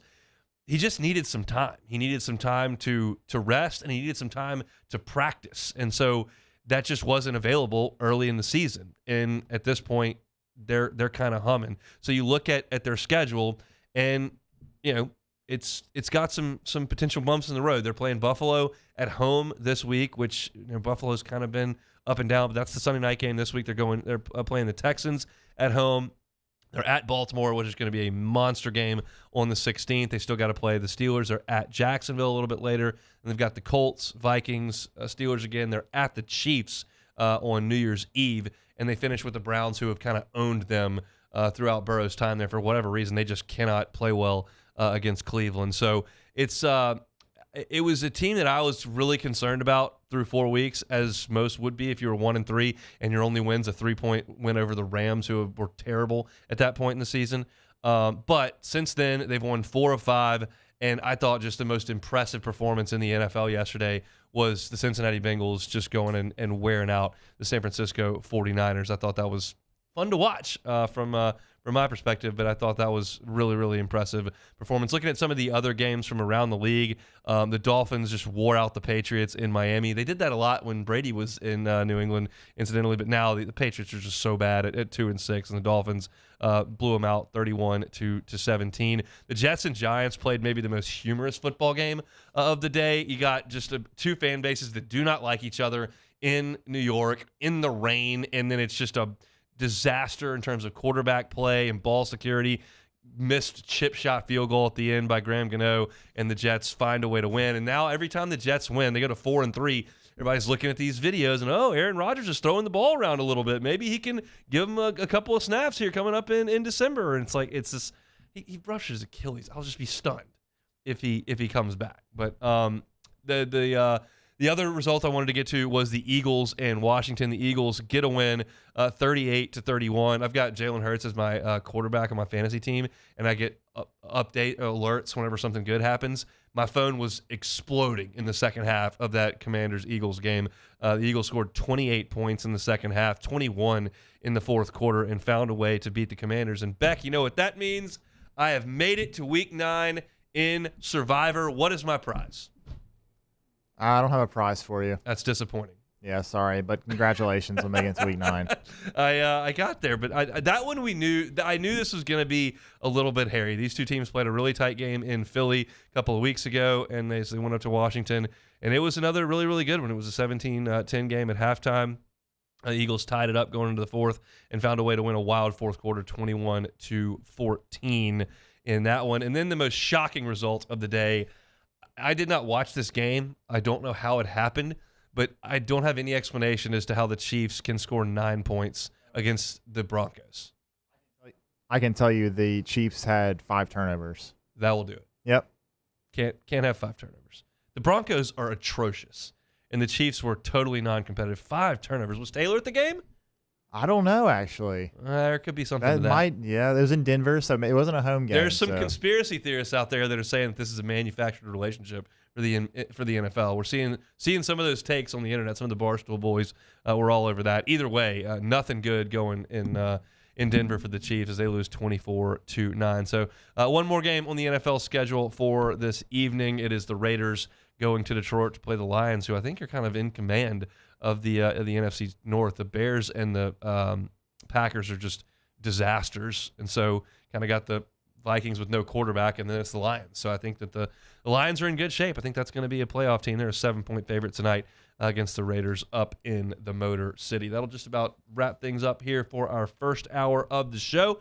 Want to remind you, if you going to catch our stuff on demand, you can certainly do that. 1045ESPN.com's on demand tab. All of our shows are archived there each and every day. It starts with OTB in the morning, live at lunch, Hunt Palmer Show, after further review, all of them on demand at 1045ESPN.com. We'll also put them up on Apple Podcasts, Spotify, Google, and on YouTube. I invite you to check out our Saints YouTube channel, Hunt on Saints. We'll have my reaction to the Saints win yesterday, which led our show today. Matthew Bruni from the Bengal Tiger was with us at 1:15. Denton Day from SiriusXM with us at 1:30. And we'll look around the NFL here to close out our number one. So you can catch all that on demand, or you can just find it all archived on YouTube like it is each and every day. Second hour, we are locked and loaded as well. Want to give my thoughts on the SEC weekend that was. Some big picture stuff on that as well, as there are a couple of programs that are kind of in free fall here that I'm curious if they don't consider making a change at a certain point. LSU's got a pretty rough injury situation from a football perspective. We'll dive into all that Brian Kelly had to say about that at 2:15. We'll play some Take It or Leave It in the middle of hour number 2. And excited to welcome Matt McMahon to the show at 2:45, LSU head basketball coach. The Tigers will play an exhibition game tonight inside the PMAC. They'll play what was Louisiana College. It is now called Louisiana Christian University, which I didn't even know they had changed it because I saw that was on the schedule, and I went, I don't even know what that is. But I looked it up, and sure enough, it's right there in Pineville, right outside of Alexandria, and it is the former Louisiana College. So if you want to check out LSU basketball tonight, you can do so absolutely free of charge. They're allowing free entry into the game tonight, so should be interesting, and I can't wait to chat with Coach McMahon coming up an hour from right now. All right, we'll take this to a Sports Center break. We'll come back on the second half with this hour 2 of the Hunt Palmer Show on a Monday. The Hunt Palmer Show. One Bath and Closets. OneBathandClosets.com is the website. It's the holiday season. If you're looking for something you may be able to give as a gift, how about a brand new bathroom? Do a full-scale renovation and remodel. David Duvall and his team have been doing it for 30 years. Maybe it's not a full-scale renovation and remodel. Maybe it's just something simple like a tub-to-shower conversion. You never use the tub, just sits there. Well, pull it out of there. Put in a gorgeous glass walk-in shower. Change the entire aesthetic and look of your bathroom as well as the functionality of it. If you're thinking, not a great time for me to pay for that, well, they've got financing options at One Bath and Closets as well. Get that free consultation at OneBathandClosets.com. Let David Duvall and his team come in and show you what they can do for you. They got those financing options. If you go to OneBathandClosets.com, you can see pictures of their great work. You can see some testimonials as well and get that free consultation. David Duvall and his team will be right there. I can promise you this. They're going to do it right the first time and leave the competition behind. Check out the website. It's OneBathandClosets.com. Bayou Chrysler Dodge Jeep Ram is celebrating Ram Power Days with $15,000 off MSRP on new 23 1500 trucks, $15,000 off, and a 1 million mile warranty. Plus, we'll pay your trade-off regardless of what you owe. The crew at Bayou Automotive is going to do right by you. Gulf Coast Office Products is a nationally recognized Savin office equipment dealer based right here in Louisiana. Over 100 employees strong, Gulf Coast has the boots on the ground to support all vertical markets from education, engineering, legal, and finance. With the latest in office technology from desktop to production segment units, Gulf Coast and Savin have the perfect fit for you. Call 225-756-2644. That's 756-2644 for Gulf Coast Office Products. The world's leaders in obesity research, obesity medicine, and obesity science are right here. We're doing something that no one's ever done or trying to answer a question that no one's ever asked before. Pennington is a real jewel when it comes to research. We are finding the solutions to the world's worst chronic disease, which is obesity. Louisiana needs Pennington Biomedical. Scooncha fall in the air. Fall is right around the corner, which means fall fishing is, which means it's time for you to take your boat to the next level with front-to-back boat service in a bunch of different ways. You want a custom stair job, you can have a ton of fun out there on the water. They can do that. What about a spot lock trolling motor? So you stay right where you need to in casting lines. Or sonar that's let you see the fish under the water before you cast. All of your maintenance needs as well. For 38 years, they've been at it and will continue to do so. The Sherman family of front-to-back boat service. Electricity is all around us, and our families depend on it. Every day is sparked by the power of a cold drink or a warm meal, a movie night, and a comforting light at the end of a dark hallway. From sunrise to sunset, playtime to bedtime, our team is ready to take care of your electrical needs. Even in the case of an after-hours emergency, the light in your life shines brighter with Mr. Electric. Would a couple that just came from a couples massage have any use for the massage seats of the Infiniti QX60? Yes, it appears they would. With driver and passenger massage seats, mute all your notifications and feel infinitely you.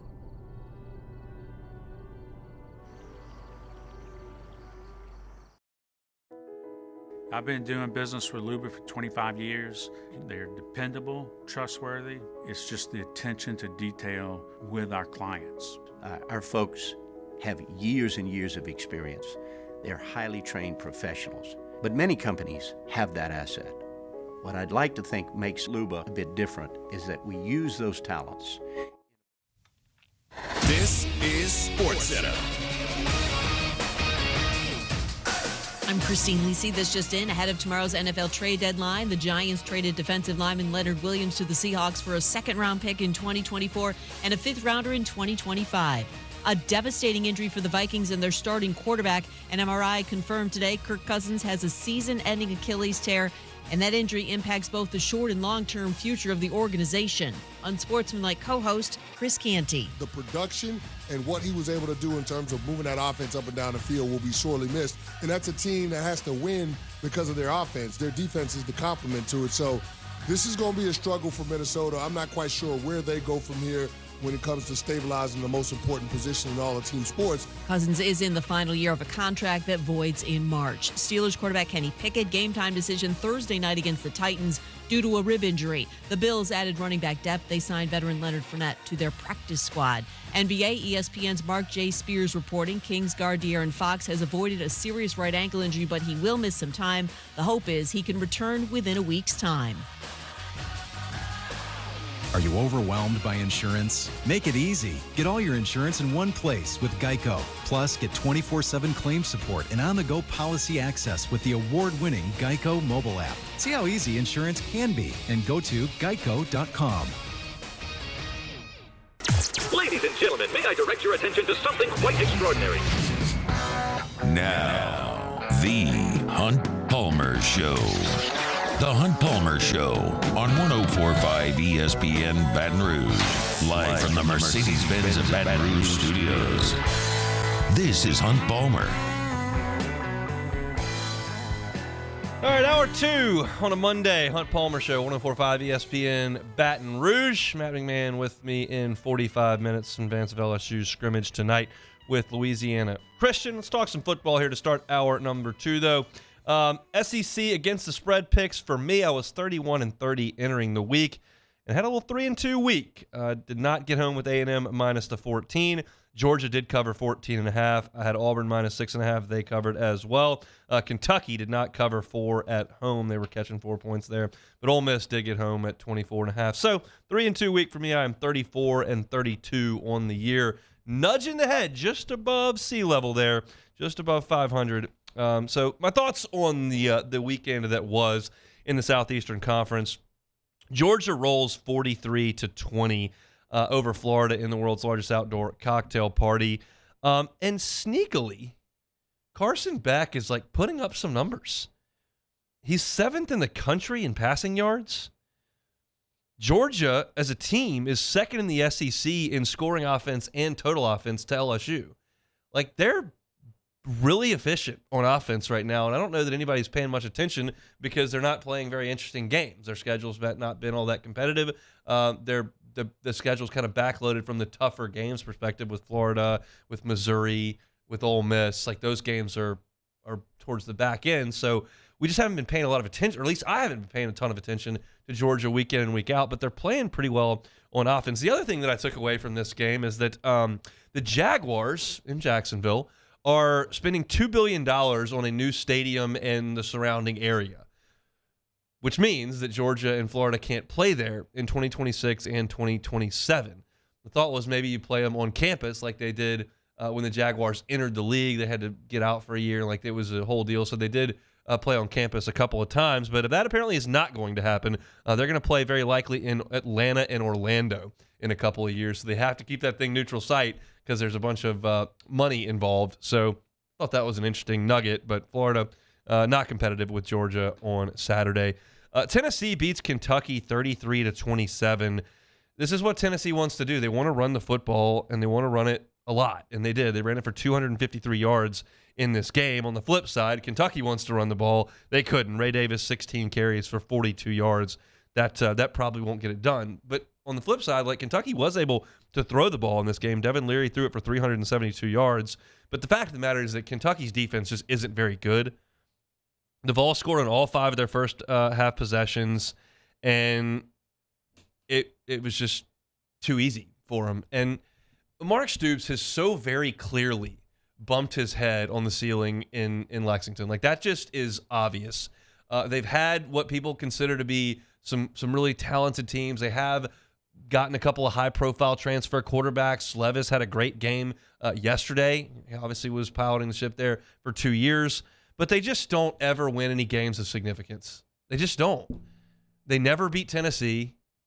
They don't beat Georgia. They weren't even competitive with Georgia. They win their non-conference games. They beat Ball State every year. Take out, Youngstown State. But they don't ever do anything of significance. And I think that Mark Stoops has done a good job there. I don't think that's arguable. But, there's nothing left in the tank here. It feels like nothing. You're never going to elevate, I don't think, with Mark Stoops.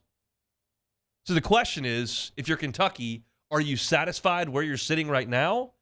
Or do you want to try to do something a little more creative with an understanding that it can go really south in Lexington? They're never a punching bag. They've been a punching bag. Joker Phillips teams, punching bags. And they're not going to be that under Stoops. He recruits pretty well, develops some guys. He's getting some quarterbacks out of the transfer portal. You're good with going 8-4. You're good with going 7-5. Make sure you beat Louisville at the end of the year. That's fine. We're just trying to get to basketball season around here anyway. If that's fine, then you got your guy. You're in the clear. If you want to try to turn a corner in a 12-team playoff situation where you don't have to beat Georgia, then you might look at it. But it appears to me that Kentucky's just kind of fine where they are.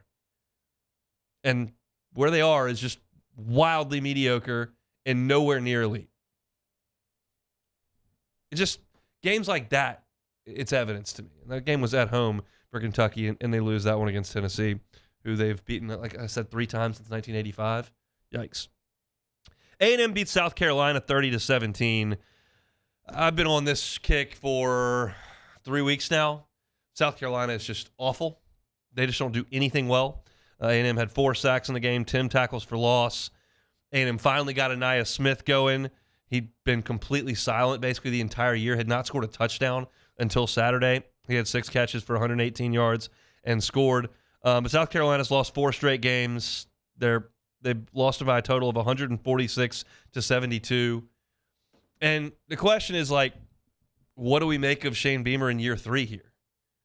Because it's certainly not getting any better. Okay, you come in the COVID year, you've got some energy, you've got some juice, you're recruiting pretty well, Clemson's slipping a little bit, and it's okay, can you build this thing up to compete with Florida and Tennessee every year? I'm not putting you in the same class as Georgia at this point, but can you compete with Florida and Tennessee? And this team stinks. 4 straight losses. Statistically speaking, across the board, just bad. And you look at the schedule, and you step out of conference this week, so that's a good place to start. And then you've got Vanderbilt. Can you win those 2 games and then beat Kentucky and Clemson to finish it off at home? Then you salvage things, and this discussion doesn't need any help. But say you beat Jacksonville State, you beat Vanderbilt, and you lose to Kentucky and Clemson. At that point, you're a 4-win team in year 3. I realize the schedule was pretty brutal up front. You had to play North Carolina away from home. You had to go to Georgia. You had to go to Knoxville. You had to go to Missouri. You had to go to A&M. That's 5 of your first 8 on the road or neutral site, and your last 4 at home. But it just looks so bad. And you've got a quarterback who's actually pretty decent. You couldn't put anything around him. And then they got hurt a bunch up front, which certainly doesn't help the cause. Weird times in South Carolina. I feel like they're committed to Shane Beamer. But man, 4 wins in year 3, that's bad. And that feels like where it's headed. We'll see. We won't talk about South Carolina for 2 weeks because they got Jacksonville State and Vanderbilt, and we don't care about any of that. But it's just kind of a tenuous spot there. Auburn beats Mississippi State 27-13. Auburn was up 24-3 at the half of this game. And, State's going with Mike Wright, and they're trying to let him run around a little bit. I was listening to a Mississippi State podcast yesterday on the drive home, and it was Robbie Falk from 24/7, and basically he was just saying, like, this program is just absolutely lifeless. And there's no juice with Zach Arnett. It was obviously a terrible situation that Mississippi State had to go through. Tragedy, losing your coach. But they went to the defensive coordinator and said, you're a guy. And, like, usually in year one, you're creating the energy. No one has huge expectations for you. So you create the energy, and there just isn't any of that. They're not recruiting well. They're not beating anybody. They're not fun to watch. They're not exciting. Their body language is not good on the field. Like, this feels like a significant problem for Mississippi State in the long term. There's just no evidence that this is going to work out. You had a veteran quarterback, a defense that returned a lot of guys from a pretty solid unit, and you have absolutely fallen flat. Outside of a shootout win against a mediocre Arizona team, you just don't really have much to show. If you want to brag about a 7-3 win in Fayetteville that forced a coach to fire his offensive coordinator, then maybe that's something you can grab onto. But to me, it feels like a real bad spot in Starkville. And it just kind of gets reinforced every week when you look at the results. So not good at all for the folks over there in Maroon banging on cowbells. I think that may be it. Did I miss one game? Nope, that was it. I didn't want to talk about Vanderbilt and Ole Miss because Vanderbilt's atrocious and Ole Miss beat them 33-7. So I didn't have anything to add in that game. But just a weekend that had me thinking big picture in the SEC. Like, what does Kentucky want to be? Like, what is this Shane Beamer era? And do we know half 1 year in that Arnett is not the guy in Starkville? I think those are some discussions that have some merit to them. So, well, we got a lot to get to here in hour number 2. When we come back, Brian Kelly met with the media today. We'll talk a little bit of LSU and Alabama. The news was pretty much all terrible today from Brian Kelly, but we'll try to dress it up a little bit and see what LSU's options are moving forward this week. It's the Hunt Palmer Show. You are now listening to the Hunt Palmer Show. Our listeners fire off their opinions on the jimsfirearms.net hotline at 499-1045. Keep listening for your next chance to shoot us your thoughts with the jimsfirearms.net hotline on 1045 ESPN Baton Rouge.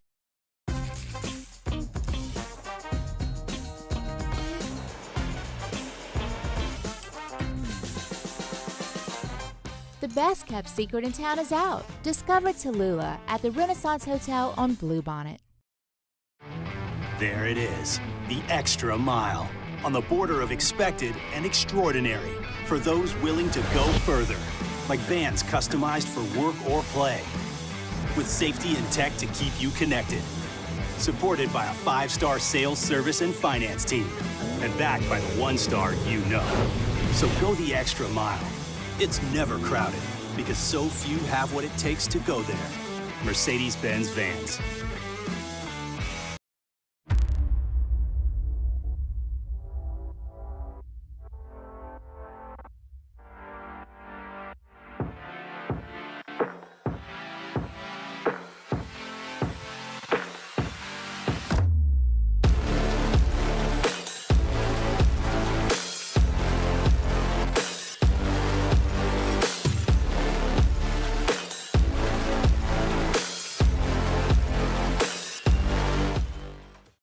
Gulf Coast Office Products is a nationally recognized Savin office equipment dealer based right here in Louisiana. Over 100 employees strong, Gulf Coast has the boots on the ground to support all vertical markets, from education, engineering, legal, and finance. With the latest in office technology, from desktop to production segment units, Gulf Coast and Savin have the perfect fit for you. Call 225-756-2644. That's 756-2644 for Gulf Coast Office Products. The interior of an Infiniti is thoughtfully designed to be all about you. And by you, we mean every version of you. Because there's luxury you can feel, and there's luxury that lets you feel. Infinitely you. Experience luxury like never before with Infinity Premium Care, included with the 2023 QX80 at your local retailer. Running Boards Marketing can help you get their attention. Imagine your brand's message on a giant LED billboard truck that can't be skipped and is nearly impossible to ignore. Running Boards Marketing is the leader in effective and affordable advertising on digital mobile billboards, which are 2 times more effective than traditional billboards. With a 97% recall rate, you'll leave a lasting impression with your customers.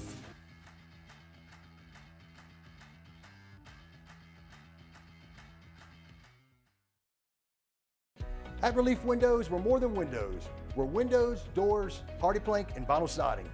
But our #1 product is always customer satisfaction.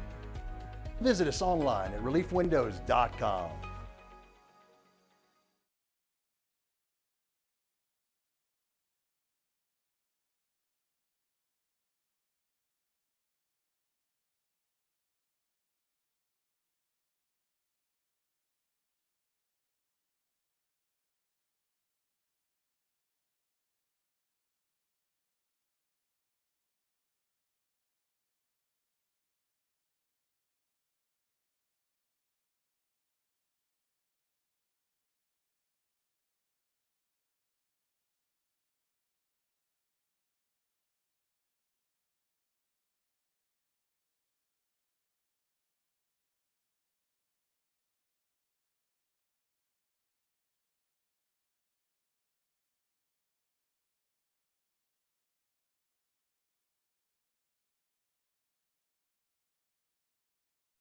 On Tuesday's OTB, Bama Hate Week marches right along, and we start to break down the biggest matchups that will determine the Battle of T-Town. Plus, did the Pels get it done in the blender? Off the bench, 7 to 10 a.m., 104.5 ESPN.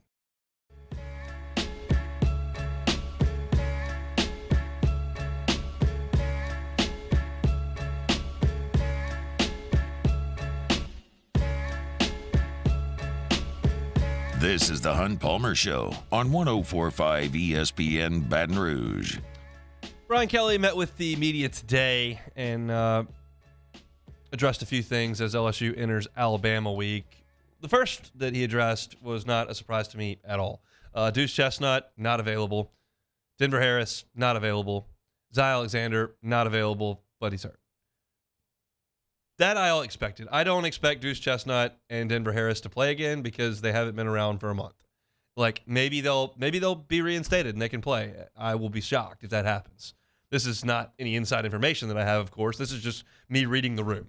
The room suggests that Deuce Chestnut and Denver Harris are in the doghouse and not coming out anytime soon. Also, when you saw Zy Alexander come off the field against Army, and you realize that he couldn't put any weight on his foot, and they were wheeling him out of there in a wheelchair, like, that wasn't going to go great. And so, not surprising that he would be unavailable in this game. So, those are probably your 3 best corners, I would say. So, what do you do without those 3 guys? Well, you've got LaTerrence Welsh, and you've got Ashton Stamps, and you've got Sage Ryan. And I think that's probably where you start. Jeremiah Hughes, Javian Toviano, some of those guys could add some depth if anybody else goes down or you've got to play dime and put more DBs on the field. But it probably starts with LaTerrence Welsh, Ashton Stamps, and Sage Ryan. And does that give me the warm and fuzzies? Not really. I realize that it's not Waddle and Ruggs and Judy and Smith running around out there, but Burton's been pretty good, and Milroe has made big throws down the field all year long. So it just seems to me like when you've got this much youth and inexperience at corner, playing guys that just have not really played much this year, have not really played much in college, that you're just going to have to be very vanilla and very safe with this DB group. You're going to have to try to keep Alabama receivers in front of you. It's just not a situation like it maybe was in 2019 where you're going to stick Derek Stingley and Christian Fulton out there and say, hey, go cover them. Like, you're just not at that spot with this group. You're going to have to place a lot, some soft coverages, zone stuff, and hope that Milroe is inaccurate, misses some throws like he has a few times this year, and make them run some clock as they move the football. It's hard for me to look at an LSU secondary that puts those guys out there and slowing down Alabama much. Like, that's hard for me to imagine. Hope I'm dead wrong. It just is. But this was kind of expected, and they knew this kind of entering the bye week. I was surprised a little bit to hear Brian Kelly earlier today say that Mekhi Wingo is out for the year. That surprised me. Now, we talked to Matthew Bruni an hour ago, those that have watched some tape and have kind of seen some practice, like, Wingo's been dealing with an injury pretty much all year. And he just hasn't quite been as dynamic a player this year as he was last year. But he has gone under the knife, and Wingo did tweet out a little earlier today, said, hey, I'll be back for the playoffs. We'll be good. So LSU's got some work to do to get there. But that one hurts. And so you look at Mason Smith on the interior, you look at Jordan Jefferson on the interior, Jacoby and Guillory can play in there as well. Jalen Lee can add some depth. You've got better numbers there. Depth was a strength at that spot. It's just a drop in ability from a healthy Mekhi Wingo to some snaps where you've got Jalen Lee potentially out there. That's a step down in ability. But it's a tough spot for Matt House. It really is. Because when you got to camp and you start getting ready for Florida State, like, your starting secondary was going to involve Deuce Chestnut, Zy Alexander, Denver Harris, and Greg Brooks. Like, those guys would have been starters when healthy and in good standing. And now you've got none of them. Nobody's available. And it's so hard to overcome repeated issues at a single position. And it makes it so frustrating that you've got two of these guys that are healthy and quote unquote unavailable. But we don't get that story. And Brian Kelly's not going to divulge that information, but he did get up to the microphone on Monday morning and say, hey, yeah, not going to have those guys. I want that story one day. I really would like to hear that story at some point of what's going on and why these two guys who are healthy and capable and have an opportunity to help this LSU team win, and they can't get out on the field. And it feels like, I'm not making any proclamations. It feels like you're going to quote unquote waste one of the best offenses in the history of the school because you've got a couple of guys who can't get on the field for non-football reasons. I'm not telling you that Deuce Chestnut and Denver Harris are Christian Fulton and Derek Stingley. I'm not telling you they're Corey Webster and Travis Daniels. But they'd be out there instead of freshmen who hadn't played at all. And I'm not asking LSU's defense to go out there and pitch a shutout. I'm asking the defense to go out there and just slow things down a little bit and let the offense score enough points. It's difficult to think about how good this offense is and what the record at the end of the season could be. And you just kind of look at it and go, man, could really use those guys out on the field. But LSU, again, will have had 2 weeks to get these guys ready to know what to do. And they're pretty good athletes. Ashton Stamp's a pretty good athlete. Terrence Welsh, a pretty good athlete. But there's the next man up thing. That's always the football. Next man up, next man up. Well, there's a reason that the next man up was on the bench. That's kind of always my thought. We'll see what LSU can do in the secondary coming up on Saturday. LSU and Bama, 6:45 kickoff. We are certainly going to spend a lot of time talking about that over the course of this week.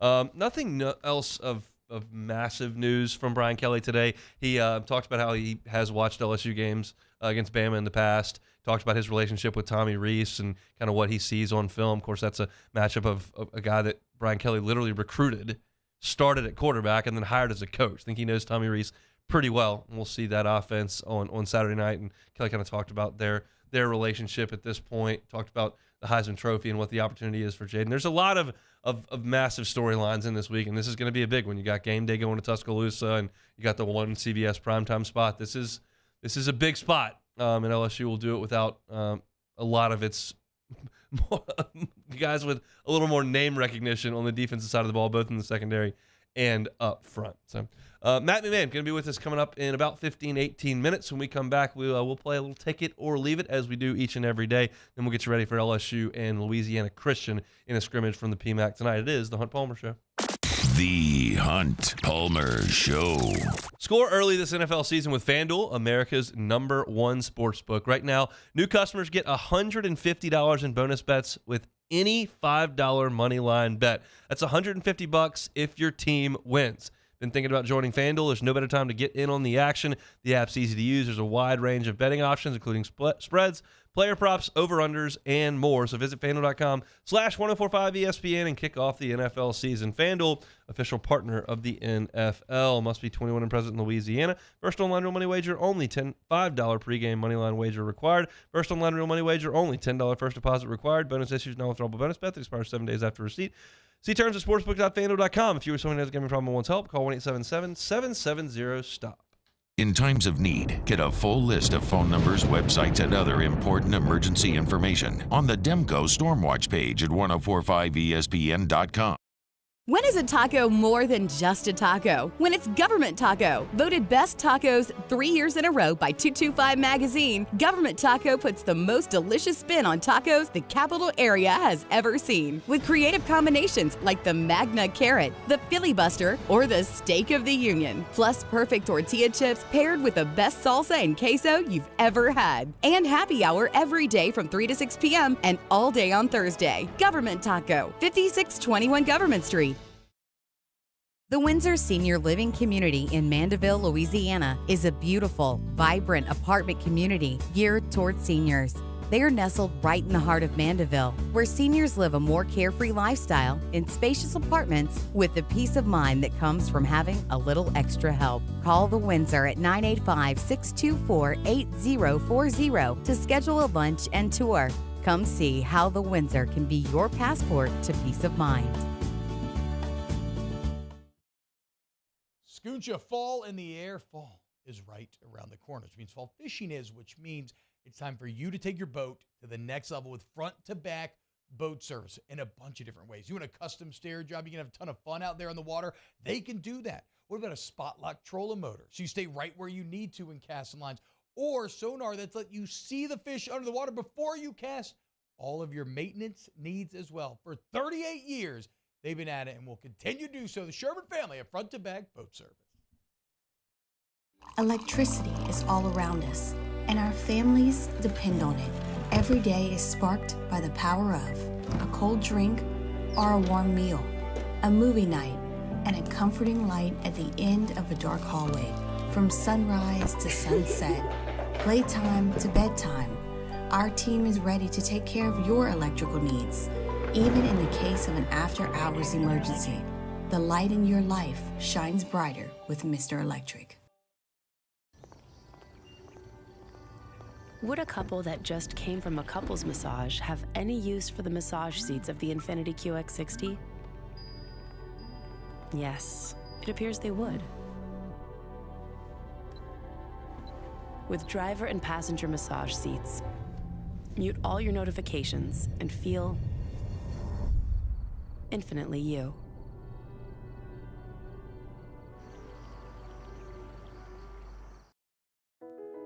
I've been doing business with Luba for 25 years. They're dependable, trustworthy. It's just the attention to detail with our clients. Our folks have years and years of experience. They're highly trained professionals. But many companies have that asset. What I'd like to think makes Luba a bit different is that we use those talents in a way that... On Tuesdays, OTB, Bama Hate Week marches right along, and we start to break down the biggest matchups that will determine the Battle of T-Town. Plus, did the Pels get it done in the blender? Off the bench, 7 to 10 a.m., 104.5 ESPN.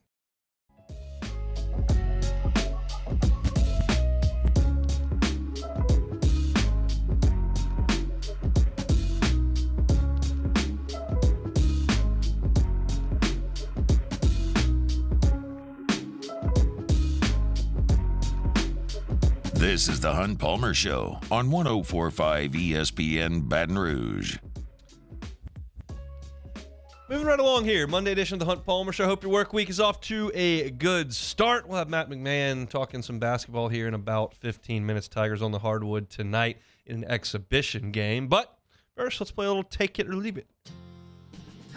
All right, first one here. Diamondbacks outfielder Tommy Pham asked manager Torey Lovullo to have teammate Jace Peterson pinch hit for him in the 9th inning, even though Pham had a chance to become the first player in history to go 5 for 5 in a World Series game, passing up a chance at history. Take it or leave it. I don't like Tommy Pham. He played for the Cardinals. Yeah, he did. And I just really did not enjoy his time there. So I'll take it. I don't want him to set any records. He's not a Cardinal anymore and may play for the Cubs one day, and then I'll love it. But there's still something left over from his time there in St. Louis that I just don't like. And most people that play for those teams, like, I did like Dexter Fowler when he went to the Cardinals because that's my 2016 guy. I still love Wilson Contreras, even though he said some things that I haven't really loved. But most often when you put on that Cardinals uniform, like, I'm just not going to pull for you very much. So it is a little bit wild to go ahead and yank yourself when you could go 5 for 5 and be the first person to ever do it. I doubt he knew that at that point, but still, interesting. When asked about his struggling offensive line and what could be done to improve the unit, Deion Sanders said, "Go get more linemen." Take it or leave it. That's a funny line. I mean, yeah, it's not like we got to coach him better, guys got to improve, or we're getting better now. It's like, no, I need new players from the transfer portal because these guys aren't good enough. Deion was the toast of college football for 3 weeks there. It turns out TCU is atrocious and Nebraska is atrocious. So I don't know how much Colorado has accomplished. I understand they won 1 game last year and they've already won 4. I'm still not here to proclaim that Deion has reinvented the sport and is really going to figure this thing out. Their recruiting class to this point is not great. They're not playing very well. I don't know what happens when his son leaves. Like, I have my sincere doubts about whether this is going to be a great run at Colorado for Deion. I know that people think, well, he's just going to dominate in the transfer portal, but it's not easy to win.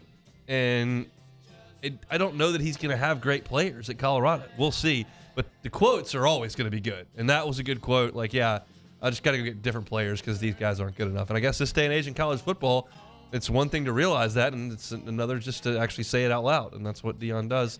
Never shy. Old prime time. Georgia Tech freshman quarterback Colson Brown is missing football practice today. The golf team needs him. He's on the golf team, and they're playing at Cypress Point. Bailing on your 4-4 football team's Monday workout for a round at Cypress. Take it or leave it. Gotta take that. What a call by this guy. So I read into this story. Golf Digest had a piece on it. Georgia Tech's golf team is playing in 2 events, and they need a total of 11 players, and they only have 10. So they got Colson Brown, who's a backup quarterback on the football team, to come fill a spot on the team. But they did not send him to, I think one of them's in like Florida or something. And the other guys are going to Cypress Point, which might be the best golf course in the world. And Colson gets to do that. So, yeah, I think instead of running the scout team today with a red uniform on in Atlanta, getting the flight out to Cypress, probably a pretty good gig. That is an awesome get for Colson Brown. And I'm fired up that he would bail on football practice to go play Cypress because that is a sick course. The Seahawks and Texans both wore throwbacks yesterday. Take it or leave it. I got to take both. Absolutely take it. I thought the Seahawks should have never switched away from those 90s uniforms. They're not the best uniforms in the league, but they are significantly better than what they wear week to week now with all the weird neon stuff. Just give me that blue and green. It's kind of ugly, actually, but it kind of works for them. I just hate their newfangled uniforms with all the neon everywhere. As far as the Texans or the Titans wearing those Oilers jerseys, that was awesome. And Houston did that a little bit earlier. The Cougars, the college team, wore those a little bit earlier this year, and now the Titans had them on. Got to be a little bittersweet for those in Houston that maybe missed the Oilers and didn't necessarily jump all on board with the Texans. But the uniforms are sweet. Those actually do work. So I wish the Titans would just go back to wearing those all the time. But not really. Doesn't really apply anymore because there's not a ton of oil that I know of in the greater Nashville area. I don't think so. No, not gonna get it. All right, last one here. This week we'll have a low of 34 degrees and a high of 82. Yeah. Louisiana weather. Take it or leave it.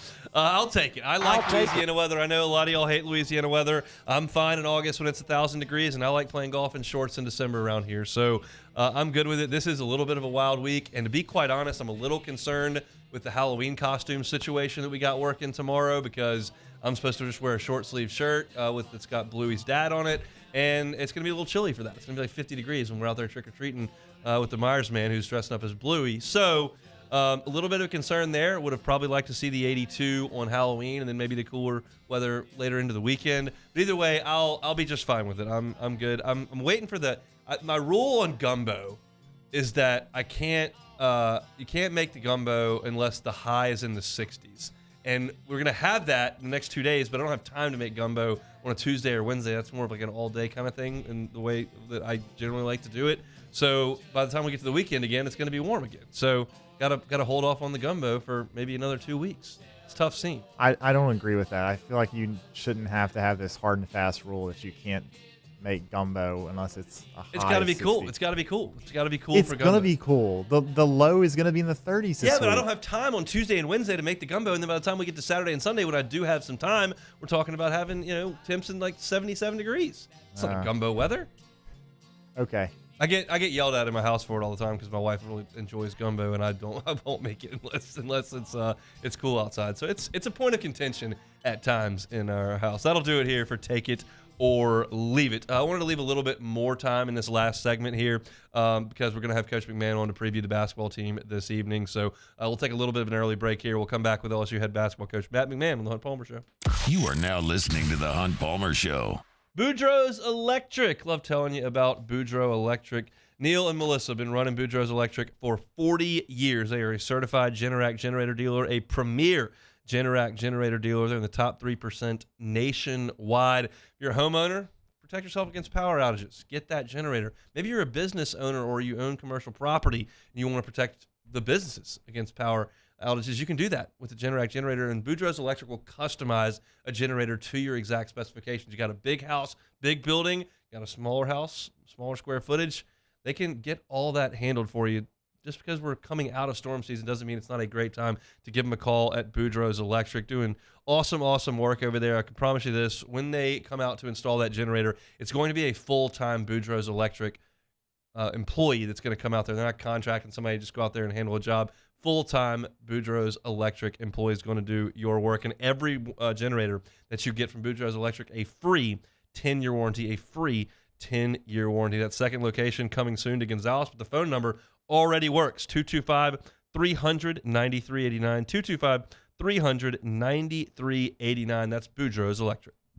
Our listeners fire off their opinions on the jimsfirearms.net hotline at 499-1045. Keep listening for your next chance to shoot us your thoughts with the jimsfirearms.net hotline on 1045 ESPN Baton Rouge. Follow us on Twitter at 1045ESPN to cast your vote in the Citizens Bank and Trust Poll of the Day. Vote daily inside Off the Bench, live at lunch, Hunt Palmer. And after further review, Citizens Bank and Trust brings you the Poll of the Day via Twitter at 1045ESPN. There it is, the extra mile, on the border of expected and extraordinary, for those willing to go further, like vans customized for work or play, with safety and tech to keep you connected, supported by a 5-star sales, service, and finance team, and backed by the 1-star you know.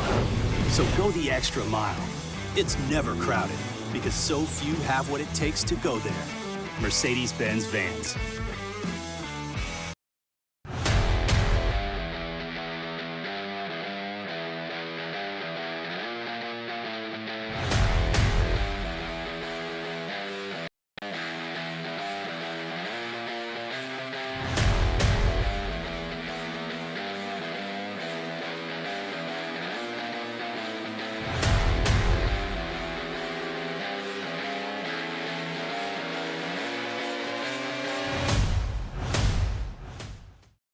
Dylan Cruz here to tell you about Six Rings Baseball and Softball Camp. If you live on the North Shore and play ball, go to Six Rings Camps with former LSU assistant coach Dan Canaveri. His knowledge is second to none, and your child will improve and have fun doing it. Camps are held at Coquille Park and Six Rings Academy in Covington with 4 sessions over the summer. Full day and morning only sessions are available from ages 7 to 13. Go to sixringsbaseball.com or call 985-206-9096. Learn the game to love the game. Gulf Coast Office Products is a nationally recognized Savin office equipment dealer based right here in Louisiana. Over 100 employees strong, Gulf Coast has the boots on the ground to support all vertical markets, from education, engineering, legal, and finance. With the latest in office technology, from desktop to production segment units, Gulf Coast and Savin have the perfect fit for you. Call 225-756-2644. That's 756-2644 for Gulf Coast Office Products. The interior of an Infiniti is thoughtfully designed to be all about you. And by you, we mean every version of you. Because there's luxury you can feel, and there's luxury that lets you feel. Infinitely you. Experience luxury like never before with Infiniti Premium Care, included with the 2023 QX80 at your local retailer. At Relief Windows, we're more than windows. We're windows, doors, party plank, and vinyl siding. But our number one product is always customer satisfaction. On Tuesdays, OTB, Bama Hate Week marches right along, and we start to break down the biggest matchups that will determine the Battle of T-Town. Plus, did the Pels get it done in the blender? Off the bench, 7 to 10 a.m., 104.5 ESPN.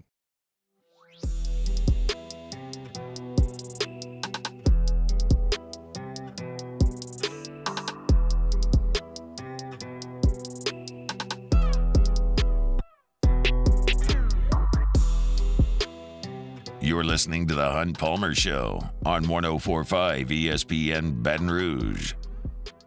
If you're free on this Monday night, looking for something to do, get out to the PMAC. Watch a little bit of basketball. LSU's men's basketball team going to play Louisiana Christian tonight in an exhibition. 7 o'clock. Admission is free to the public and students. They'll open the PMAC up at 6 o'clock. They'll tip things off at 7 o'clock. They're going to have candy for the kids. They're going to have a halftime Halloween costume contest. And after the game, the players are going to hang around to sign some autographs and take some pictures. So it should be a great opportunity to get the kids out to the PMAC, watch a little bit of hoops. You can't get out to the PMAC, but you'd like to watch the team play in this exhibition game. It's going to be on ESPN+.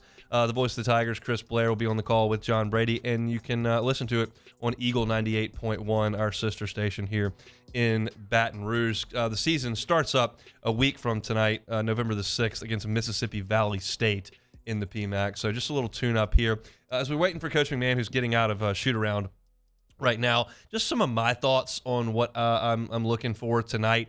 LSU's going to beat Louisiana Christian, which was formerly Louisiana College, by a bajillion. It's not a fair fight at all. I looked at Louisiana Christian's roster earlier today just for grins. It's not really fully updated, but they have 28 players listed. That seems like quite a large team to have in college basketball. But I do want to watch a little bit. I want to see Tyrell Ward play. This is a former 5-star recruit who did shoot the ball pretty well last year. I'd like to see a few more elements of his offensive game being a little bit more of an attacker and a facilitator as opposed to just a spot-up shooter, which is kind of what he was last year. So I'm curious to see Tyrell Ward. I'm really curious to see Damian Collins as well. This is a former McDonald's All-American, 5-star recruit who went to Kentucky. He's thin, but he's really tall, really long, really athletic, and I think is going to have to be kind of LSU's rim protector on this team, because I just don't know how much of that you can expect to see. I don't know just how much you can expect to see of that from some of the guys that are going to play a lot of the minutes in the front court. I don't think that Will Baker is an elite defensive player at this point. I didn't see a lot of that from Jalen Reed last year. Maybe he grows into it. Derek Fountain certainly can play some as a rim protector, but I think Damian Collins will be the guy that they ask to do that more often. So I want to see those two guys. And I mentioned in the first hour, I want to see kind of what happens in terms of the ball handling situation as well. So I'm looking forward to checking this one out this evening. I'll be watching it on the stream because I was out of the town all weekend, so got dad duties this evening, but I'll be watching. Should be a great time out there at the PMAC. And head coach Matt McMahon joins us now on the Jim's Firearms Hotline. Coach, how are you, sir? Hunt, doing great. Really looking forward to tonight. I know our guys are excited to get to play against somebody else, and I hope it'll be a good time. Free admission for everybody. Hope families will come out, bring their kids. They got trick-or-treating, candy, autographs with the players. So it should be a fun night. How healthy is your team as you enter the season? A week ago, we were really healthy. Tonight, we've got some guys. There'll be game-time decisions. Could be down a couple guys. But fortunately, nothing like that should impact them next week going into the start of the season. But Trey Hannibal's been battling a little bit of illness this week. Derek Fountain the same. And then Hunter Dean has had a shoulder issue, but expect him to be back, if not tonight, then Wednesday for practice. Carlos Stewart's a guy that a lot of people around here are very familiar with, of course, a Dunham product that's transferred in to your program. Can you tell me about his game? Yeah, the great thing about Carlos is he loves LSU. He plays the game the way you would want it to be played. Relentless effort, tough kid, and he plays both ends of the floor. I think he's 6'1", but he has a 6'8.5" wingspan, so he really uses that to his advantage at the defensive end of the floor, and he's incredibly strong and physical on that end of the floor. Then offensively, a guy who's averaged over 15 a game in a good league out there with Gonzaga and St. Mary's, and shot 40% from three. So he's a guy that we're counting on to score. But I do think with his athleticism and explosiveness can impact us at both ends of the floor. I just said that I'm curious to watch Tyrell Ward play tonight in this season. Last year for you, came in and really shot the ball pretty well, but that was kind of his role offensively. Where has he grown in his second year? Yeah, I'm real excited about those two sophomores now, their second year in the program, Tyrell and, of course, Jalen Reed. But, Tyrell's got 6'7" at the two-guard position, so great size and length there. He's been our most consistent three-point shooter, and I think you can see when he gets out in the open floor, which I hope we're able to play a lot faster with our personnel than we were able to a year ago. Really good at finishing at the rim with his size and athleticism. So I'm excited to see if he takes that jump this year. I think he's put in a lot of work. And then I mentioned Jalen Reed as well. And I think you like the way he looks. I mean, he's had a great offseason, 6'10", 242 pounds, and playing kind of that point forward role. Really has improved his ability to finish at the basket, and he's creating for others. He's a unique player for a guy that size. And I think the jump those two guys are able to take this year is going to be key for us. Jalen's listed on the website at 226, so has he gained 20 pounds in the offseason? Yeah, he's had a great offseason. He's lived in the weight room. You'll see tonight. I mean, he looks the part. And what I think it's helped him do is I mentioned the finishing around the basket, but he's really rebounding the ball well at the defensive end, which, for us, we're fine with him, leading the fast break. So try and encourage him to rebound on the defensive end so he gets to play a little bit of point guard. And he's done it very well here in the preseason so far. When we spoke before the football game a couple of weeks ago, Damian Collins is a guy that we talked about, and just maybe a change of scenery would help a guy. Certainly a highly thought of recruit. I was there at Kentucky for a couple of years. What have you seen from the big 6'9" junior forward? Yeah, elite athleticism. He needs strength. He's got to continue to get stronger there. About 205 at 6'9", but he makes up for it with his ridiculous athleticism. He's the fastest player on the team by far. He can really run the floor, plays way above the rim. And I think we talked there before the football game, a little bit more skilled than I anticipated coming in. He's shot it well from three, has really nice touch around the basket. I'm really hoping for him that this new opportunity is going to be, kind of a fresh start of his college career because he has all the tools. Got a lot of Louisiana flavor on this team. Corey Chess spent some time in New Orleans before going off to school. What have you seen from the freshman? Yeah, just a motor. He plays extremely hard. I think he's had his best week of practice leading up here to the exhibition game. He's another guy who can take advantage of his athleticism in the open floor, but his ability to impact this team will be on the defensive end. He can switch and guard really 1 through 5 on the floor, and then just his elite athleticism and the motor that he plays with. I just love how hard he plays on both ends of the court. How many times have you been asked about Jalen Cook in the last 3 weeks? We're pushing up on 100,000, and I understand it. I mean, I'm asking too. All right. We're really hoping. I think, again, it's hard to discuss, because these cases are so personal and confidential. But I really do feel he has a great case to have immediate eligibility this year. We'll see what way the NCAA goes on it, but we're hopeful to have him, and we'll just have to see what happens. Can he play in an exhibition game? He cannot. He will not be. He will not be able to dress out and play tonight. He's in all practices, workouts, weights. He's doing everything. But until we get final clearance, one way or the other from the NCAA, he cannot participate in games. It would stand to reason that he would kind of be your primary ball handler if he was ruled eligible. Without him in the mix, what does kind of that responsibility look like? Yeah, I think as the game continues to evolve, it's more the positionless basketball where you have multiple players handling the ball, playing with the floor spaced a lot more than it was, say, 8-10 years ago. But I think as far as primary guys, you look at Trey Hannibal in his 5th year. You look at Carlos Stewart. He played at the point a lot last year at Santa Clara. Mike Williams, the freshman from Baltimore, really smart, tough, hard-nosed kid. He does a great job leading the team at the 1. So I think there are multiple options there. And, we just might have to do it a little bit different way than the traditional one guy brings the ball down the floor for 40 minutes. Free admission tonight, 7 o'clock tip-off, LSU and Louisiana Christian in exhibition. Wear your costumes, come on out, get some candy, and watch some basketball. We're fired up for another season of basketball, Coach. Thanks for some time today. All right, Hunt. Really appreciate it. Look forward to seeing everyone tonight. Sounds good. That is LSU head basketball coach Matt McMahon as they get ready to play. And that's the deal. It's just such a tough spot with these eligibility things. I think the NCAA does an atrocious job of getting this done on time. They were late on all these football things. They're now late on basketball. They're trickling rulings out here and there. This should not be something that lingers into November. It just should not.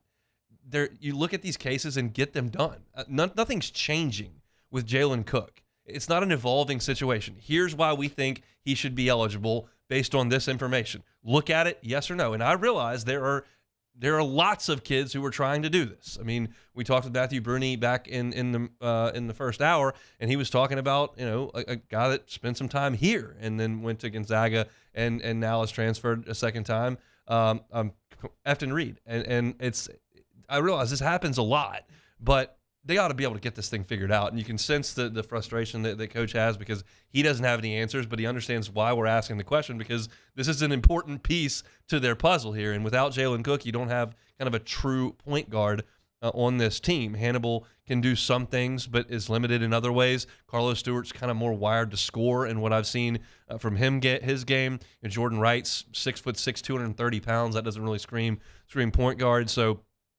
they'll find a way to figure something out and get it done. But Cook is the guy on this team that maybe has the skill set that nobody else really has. There's just not another guy quite like that. So disappointed that he can't play tonight, and we'll see when the ruling comes. It's just disappointing that the NCAA can't get their things together. But I guess that's pretty much the MO of this team. So once again, the details: 7 o'clock tip off. Free admission for everybody. Costume contest at halftime. Candy available for the kiddos, and the players will be around after the game to sign some autographs and take some pictures if that's what you like to do this evening. If you can't make it out to the PMAC, you can listen on Eagle 8.1, and they'll stream it on ESPN Plus as well. So LSU with an exhibition. They'll start the regular season coming up a week from tonight against Mississippi Valley State. Appreciate Coach McMahon for making a little time for us here on this Monday. We got a fun week ahead here with LSU and Alabama. We'll start to really dive into LSU and Bama tomorrow.